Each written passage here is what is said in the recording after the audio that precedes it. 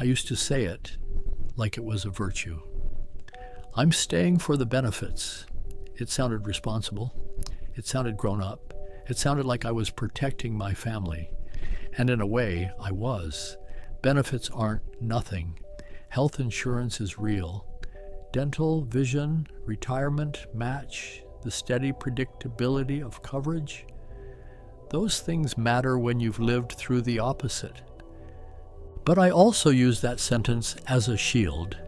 It allowed me to stop explaining. It allowed me to stay miserable without naming it. People don't argue with benefits. People don't ask deeper questions when you say the magic words: health insurance, kids, stability. They nod and the conversation ends.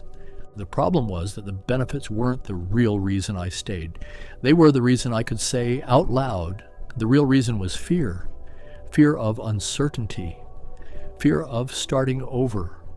Fear of finding out my security was actually just a habit. I remember the moment the benefits became a trap. It was during open enrollment. I was sitting at my desk with a spreadsheet of plan options open on one screen and my email on the other. The fluorescent lights overhead were buzzing. The office was doing its usual late-year sprint, everyone half panicked, half numb. A coworker leaned over my cubicle wall and said, "You're not leaving, right? Not with these benefits." He said it like a joke, but his eyes were serious. It was the kind of joke people tell when they're trying to reassure themselves. I laughed and said, "Yeah, I can't go anywhere." As soon as I said it, something in my chest tightened. I had spoken like a man in a locked room. I had turned insurance into a prison sentence and called it adulthood. Later that week, my wife and I were looking at a medical bill that would have been brutal without coverage. She said, "Thank God for your plan." I nodded. I meant it. And then, quietly, I felt the other side of the truth. Thank God. And also, this is how they keep me. That's the uncomfortable thing about benefits. Their help and their handcuffs. They can protect your family, and they can quietly cost your family more than you realize. I didn't see it clearly yet. I just felt it. The first hint that the thing I called security might be the thing that was shrinking my life. I didn't recognize how much it was shaping my choices until I finally said the quiet part out loud. It felt responsible, which is why it was so easy to repeat for years. Once I noticed the pattern, it became harder to pretend it was just a busy season. The discomfort wasn't a crisis. It was information I had ignored for too long. Nothing dramatic changed overnight, but the direction started to shift. I didn't recognize how much it was shaping my choices until I finally said the quiet part out loud. It felt responsible, which is why it was so easy to repeat for years. The job itself wasn't evil. That's important. It wasn't some cartoon villain of a workplace. It was ordinary, which is why it was so dangerous. Ordinary traps don't look like traps. They look like routines. My mornings were the same.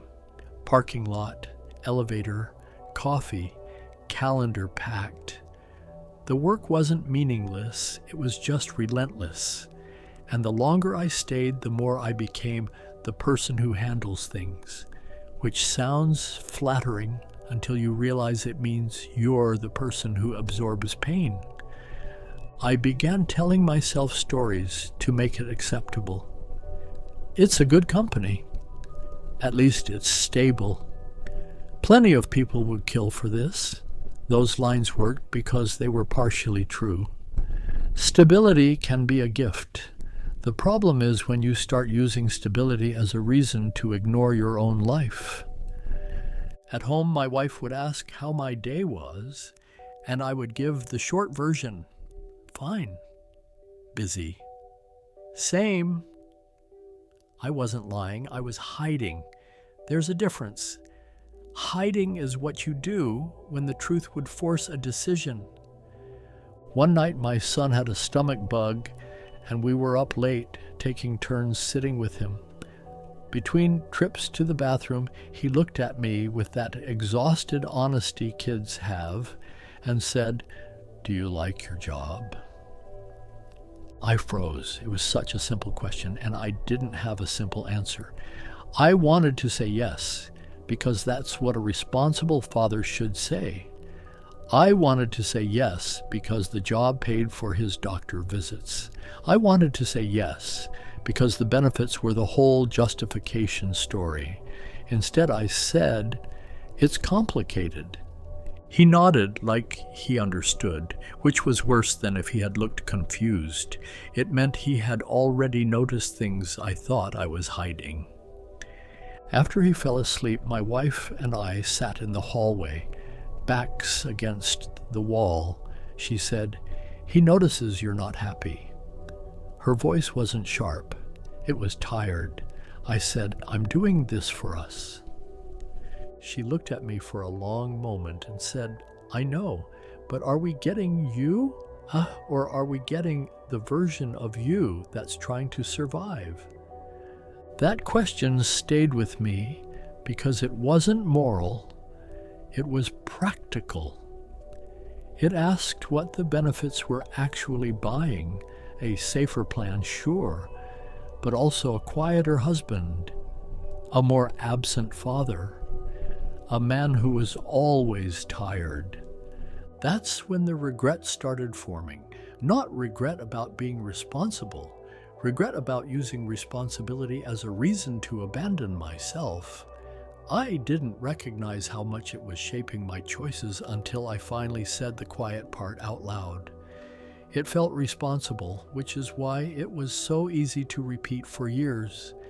Once I noticed the pattern, it became harder to pretend it was just a busy season. The discomfort wasn't a crisis. It was information I had ignored for too long. Nothing dramatic changed overnight, but the direction started to shift. Regret doesn't arrive as one big emotion. It arrives as irritation, as numbness, as the feeling that your life is shrinking while your obligations keep expanding. At work, my manager started hinting about long-term growth. He talked about a future a career path, the kind of language that's meant to make you feel chosen. In the past, that would have triggered ambition. Now it triggered something colder, the image of more years of the same tiredness. I watched younger coworkers leave. They gave polite notices and walked out with that mix of fear and excitement on their faces. People would gossip for a day, then the machine would move on. The company didn't grieve them, it replaced them. Seeing that made my benefits obsession feel even stranger. I was acting like the company and I were in a relationship, like loyalty would be reciprocated with safety. But the company wasn't loyal. It was operational. One afternoon, HR sent out a memo about changes to the health plan. Nothing catastrophic, but enough to remind me that the benefits weren't a promise. They were a policy. They could change any time. I stared at the email and felt a sharp anger, not at HR, but at myself for building my whole justification on something I didn't even control. That night I pulled up our monthly budget. I did the math like I was preparing a defense. Premiums, co-pays, the retirement match. I tried to calculate how trapped I was. Then I realized the deeper issue. I was building my life around avoiding risk, and I was treating that avoidance as virtue. The regret became clearer when I noticed how often I said, we can't move, we can't change jobs, we can't take that chance, we can't do that because insurance. Insurance became the excuse that ended every conversation before it started. I started to wonder what I was teaching my kids, not with lectures, but with my choices. I was teaching them that safety is the highest value, even if it costs your spirit. I was teaching them that you tolerate a life you don't like because the paperwork is good. That's not a lesson you want to pass down. The next day, I sat in my car before work and realized I was tired in a deeper way than sleep could fix. I wasn't just tired from work. I was tired from postponing my own life. And the benefits were becoming a reason to postpone it forever. I didn't recognize how much it was shaping my choices until I finally said the quiet part out loud. It felt responsible, which is why it was so easy to repeat for years. Once I noticed the pattern, it became harder to pretend it was just a busy season. The discomfort wasn't a crisis. It was information I had ignored for too long. Nothing dramatic changed overnight, but the direction started to shift. I didn't recognize how much it was shaping my choices until I finally said the quiet part out loud. The turning point came from a conversation I didn't expect. It was with a guy I barely knew, a contractor who came in for a short project. He was older than me by a few years, calm, and he had that energy of someone who wasn't afraid of the company's moods. We got to talking, and at some point, I asked him why he didn't go full-time anywhere. He shrugged and said, "Because then I'd have to pretend." I laughed, but he wasn't joking. He said, "Full-time benefits are how they buy your silence. Not always on purpose, but that's what happens. You start tolerating things you wouldn't tolerate if you could walk away." That sentence stuck, not because it was dramatic, but because it named what I had been doing. I had been selling my freedom for the coverage, and then wondering why I felt trapped. A week later, my wife and I had a talk at the kitchen table. We weren't fighting. We were doing the quiet thing adults do when they finally admit something is wrong. I said, "I'm scared to leave because of insurance." She nodded. "I know," she said, "but I'm more scared of you disappearing." That was the clearest trade-off anyone had ever stated to me. Insurance protects bodies. A life protects a family. We started researching options, COBRA, marketplace plans, what it would actually cost, what it would mean. I had avoided looking because looking makes it real. Looking turns fear into numbers, and numbers can be dealt with. The numbers were higher than I liked, but they weren't impossible. They were just uncomfortable. And I realized I had been calling discomfort impossible for years because it kept me from having to change. That's what regret does.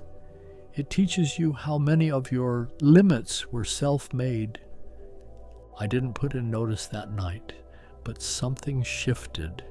The benefits stopped feeling like an unbreakable chain and started feeling like a price, a real price that could be weighed against other costs. Once you start weighing, you stop being trapped by the first excuse that sounds responsible. I didn't recognize how much it was shaping my choices until I finally said the quiet part out loud. It felt responsible, which is why it was so easy to repeat for years. Once I noticed the pattern, it became harder to pretend it was just a busy season. The discomfort wasn't a crisis. It was information I had ignored for too long. Nothing dramatic changed overnight, but the direction started to shift. I didn't recognize how much it was shaping my choices until I finally said the quiet part out loud. It felt responsible, which is why it was so easy to repeat for years. Once I noticed the pattern, it became harder to pretend it was just a busy season. The discomfort wasn't a crisis. It was information I had ignored for too long. Nothing dramatic changed overnight, but the direction started to shift. I didn't recognize how much it was shaping my choices until I finally said the quiet part out loud. The next few weeks were messy in my head. That's what happens when you stop lying to yourself. You don't immediately become brave. You become honest, and honesty can feel like anxiety. At work, the same stress kept arriving, and I started seeing it differently. I used to take it personally. Now I saw it as a system that would always ask for more. The benefits weren't payment for my effort. They were part of the system's design. Keep people stable enough to stay, busy enough to comply, tired enough not to leave. I started testing boundaries quietly. I stopped volunteering for extra tasks. I left on time more often. I didn't check email at night unless it was truly urgent. The first time I did it, my stomach tightened, expecting punishment. Nothing happened. The fear had been inflated. One afternoon, my manager asked me where my head was at. He said, "You seem less engaged." That was his word, engaged. What he meant was I had stopped overgiving. I told him carefully, "I'm trying to rebalance." He nodded like he understood, then immediately asked for more. That was the proof. Understanding doesn't change the machine's appetite. At home, my wife and I kept running numbers. We talked about what we could cut. We talked about what mattered. We talked about what we had been upgrading out of anxiety. The conversations weren't romantic. They were real. That made them powerful. They felt like we were building a life, not just maintaining one. The regret sharpened when I realized how many decisions we had already made around the assumption that I would stay forever. We had built a lifestyle that required the job, and the job required my spirit. That's a bad deal. It looks stable, but it's fragile because it depends on one person being willing to suffer indefinitely. I started imagining the story if I stayed. Another 5 years, another 10, my kids older, my body older, my wife used to my absence. The benefits still there, but the man they were supposed to protect slowly gone. That image made my decision feel less like a career move and more like a family decision. Not, can we afford this? But can we afford to lose you? That's the hardest truth. Sometimes the responsible thing is the scary thing. Sometimes staying is the risk, and leaving is the protection. I didn't recognize how much it was shaping my choices until I finally said the quiet part out loud. It felt responsible, which is why it was so easy to repeat for years. Once I noticed the pattern, it became harder to pretend it was just a busy season. The discomfort wasn't a crisis. It was information I had ignored for too long. Nothing dramatic changed overnight, but the direction started to shift. I didn't recognize how much it was shaping my choices until I finally said the quiet part out loud. It felt responsible, which is why it was so easy to repeat for years. I gave notice on a Monday morning. Not because I felt brave, but because I felt done. There's a difference. Bravery is a spark. Being done is a stone. It doesn't flicker. It just sits there, heavy, undeniable. I asked my manager for a meeting. We went into a small room with no windows. He looked at my face and knew something before I spoke. When I told him, his first words were not, "Why?" or "Can we fix it?" His first words were, "What about your benefits?" He said it like it was the final argument, the unbeatable card. And for a moment I felt the old fear rise. Then I heard myself answer calmly, "I'm not staying for benefits anymore," I said. "I need my life back." He stared at me. He tried the usual things, more money, a different role. We can work something out, he said, but I could hear the machine behind his words. It wasn't concern, it was retention. I told him I appreciated it, but I was leaving. The conversation ended the way these conversations always end. Politely, a little cold, with an undercurrent of inconvenience. When I walked back to my desk, I felt strange, not euphoric, not terrified, just lighter, like I had finally stopped holding my breath. The next 2 weeks were a blur. Exit paperwork, transfer notes, people acting shocked even though they had watched me be tired for years. A few coworkers pulled me aside and whispered that they wished they could do the same. That's when I realized how many people were trapped by benefits and calling it loyalty. On my last day, I turned in my badge and walked out to the parking lot. The sun felt too bright. I sat in my car and didn't start it immediately. I just sat there and listened to the quiet. I expected to feel panic about insurance. Instead, I felt something else. Grief, not for the job, but for the years I had traded away while telling myself I was being responsible. That's the regret I carry. Not that I cared about my family's safety, that I believed my family's safety required my slow disappearance. I didn't recognize how much it was shaping my choices until I finally said the quiet part out loud. I felt responsible, which is why it was so easy to repeat for years.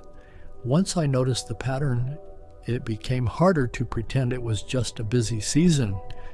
The discomfort wasn't a crisis. It was information I had ignored for too long. Nothing dramatic changed overnight, but the direction started to shift.